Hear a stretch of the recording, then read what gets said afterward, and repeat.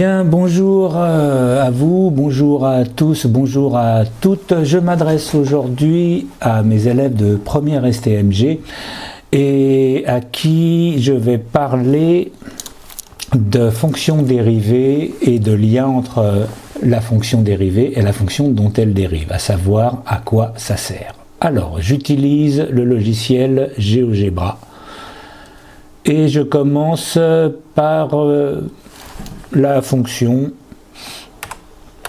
3x carré moins 5x plus 2. Non, peut-être pas 2, on va plus 6. Non, alors, moins 6, voilà. Voilà. Alors, vous voyez qu'elle est un peu particulière. Qu'est-ce qu'elle a? C'est une parabole, enfin un peu particulière, ça n'a rien de particulier. C'est une parabole et elle est en forme de cuvette, c'est-à-dire qu'elle décroît, ensuite elle croît. Alors, comment étudier le sens de variation de cette parabole? Comment savoir quel est son sens de variation? Alors nous avons pour cela un outil qui s'appelle la dérivée. J'écris à côté le nom de cette fonction. Alors on a donc c'est y égale 3x carré. Qu'est-ce que j'avais dit? 3x carré, moi j'ai déjà oublié. Pourquoi il me l'a enlevé? Oh, c'est pas gentil ça. Ah ben voilà, en plus, ah tiens, je viens de découvrir un truc au passage. On n'a qu'à cliquer et ça nous la donne tout de suite. Y égale 3x carré moins 5x moins 6. Tiens, j'ai découvert quelque chose, je suis content. Je suis content. Alors ça c'est y égale 3x carré moins 5x moins 6. La dérivée, souvenez-vous, s'obtenait en prenant le 2 qui est en exposant, en le multipliant avec le 3 qui est en coefficient, 2 fois 3, et à la place du 2, on écrivait la puissance inférieure, donc 2 moins 1, 1. Ici, sur le 5x, on faisait la même chose, sauf que l'exposant c'est 1, donc on fait 5 fois 1, ce qui ne change rien, moins 5 fois 1, et à la place du 1, on écrit 0, ce qui veut dire que le x va disparaître. Et il ne nous restera que le moins 5 fois 1. Et la dérivée du moins 6, c'est 0. C'est une constante. Donc nous avons une dérivée qui est égale à y égale, donc y égale, alors je fais le calcul, 3 fois 2, 6, 6x moins 5. Voilà. Ça, y égale 6x moins 5, c'est donc la dérivée de la fonction y égale 3x carré moins 5x moins 6. On voit bien que le moins 6 a disparu. Je vais dessiner sur ce même graphe la fonction représentative, la courbe représentative de y égale 6x moins 5. Y égale 6x moins 5. Voilà. Comme ça, on se dit, mais et alors? Eh bien non, pas de et alors. C'est une droite. Bien, elle est croissante. Bien, c'est pas ça qui nous intéresse. Ce qui nous intéresse, c'est son signe. Qu'est-ce qui se passe? Ici, elle traverse l'axe des x, en un point un peu compliqué, et très exactement 5 sixièmes.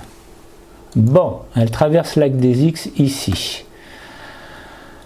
Ça veut dire qu'elle change de signe. Avant, cette valeur-là, elle est négative. Après, cette valeur-là, elle est positive. Or, la courbe représentative de la parabole en vert, comment est-elle? Elle décroît. Elle décroît, puis, arrivée en un certain point, elle croît. On parie que c'est le même. Ici, la dérivée change de signe. Ici, la fonction change de sens de variation. C'est le même point. Pour cela, je vais donc dessiner x égale 5 sixièmes Alors comment on écrit 5 divisé par 6? Voilà, la voici. C'est la droite ici, je vais même lui mettre une petite couleur. On va la mettre en... Je vous écoute. Rouge? Ouais, c'est ça, rouge. Hop, à l'an perdu, c'est pas la bonne qui est en rouge. Bon, c'est pas grave, on va quand même... On va pas la mettre en rouge alors, on va la mettre dans un joli vert. Voilà. Et la dérivée, on va la mettre dans un joli orange. Ouais, comme ça, il y a plein de couleurs jolies. Alors, donc, en rouge bordeaux, c'est la fonction dont on étudie le sens de variation, ici une parabole. En orange, c'est la fonction dérivée dont on étudie le signe. Et on s'aperçoit que ce signe change en cette valeur un peu particulière. J'ai tracé la droite verte pour vous montrer, hop, que cette valeur particulière correspondait exactement au changement de sens de variation. D'accord? On va voir ça sur un exemple un petit peu plus compliqué. Nouvelle fenêtre. Voilà. Les axes. Et la fonction un peu plus compliquée que l'on va étudier, ça va être une fonction cube. Alors, je vois bien un x au cube moins x au carré plus 3x, non, c'est pas beau, moins 3x, oui, voilà, moins 3x, superbe, voilà.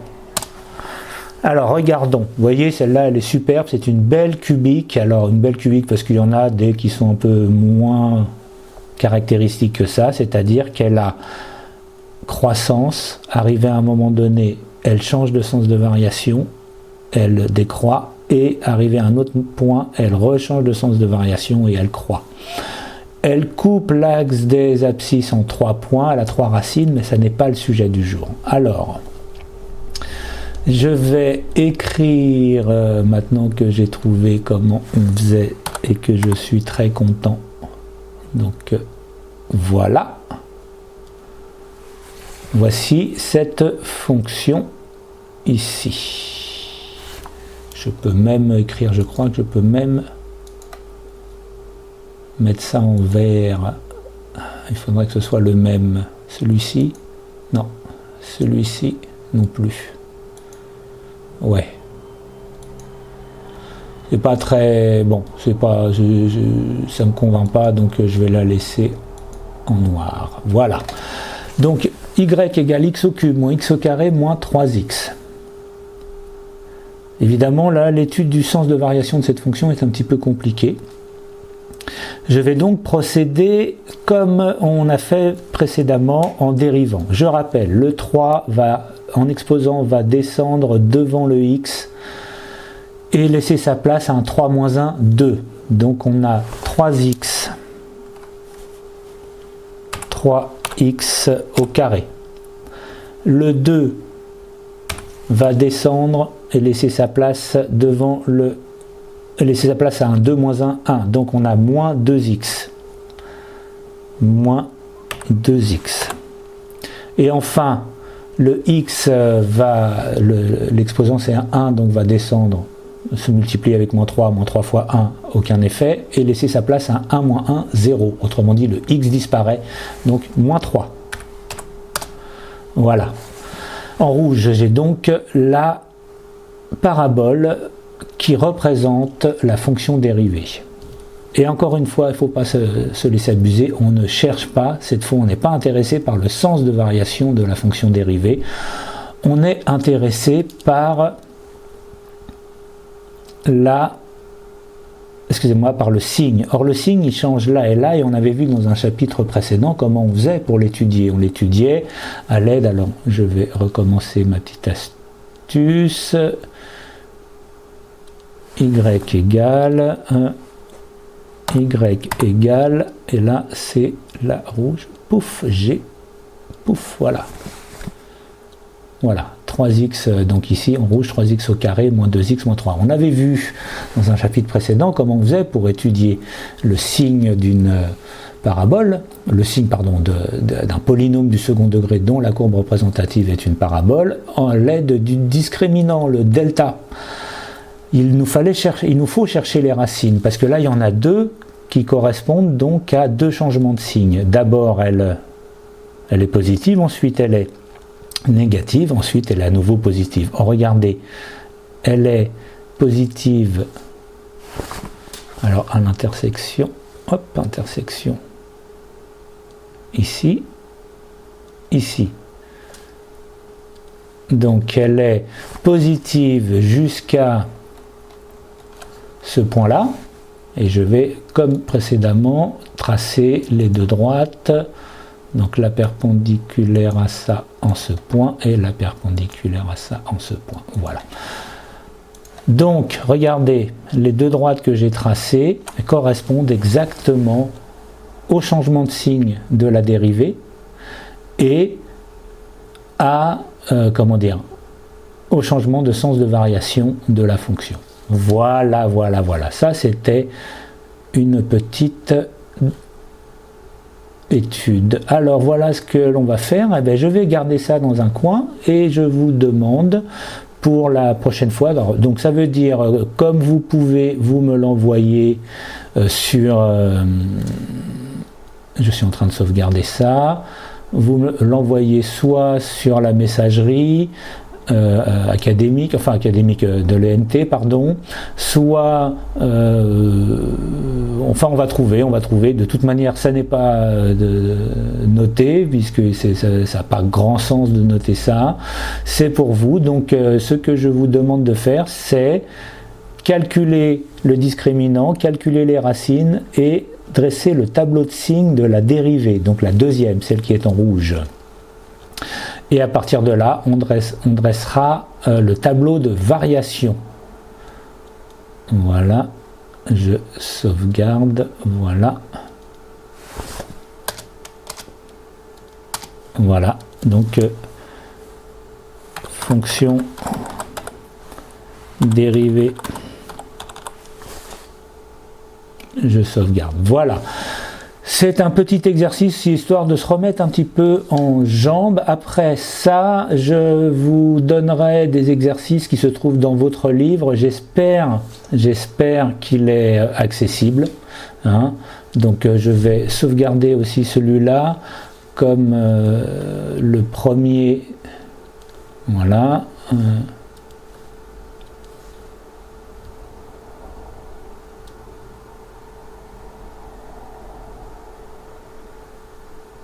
Voilà.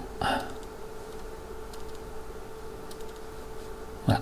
C'est le premier que je vous ai montré, donc je vais l'appeler 1. J'aurais dû appeler l'autre 2, mais je ne suis pas toujours très malin.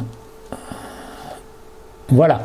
Donc ça va être une vidéo rapide, mais encore faut-il que vous l'ayez. Ça, j'espère que vous allez pouvoir l'obtenir.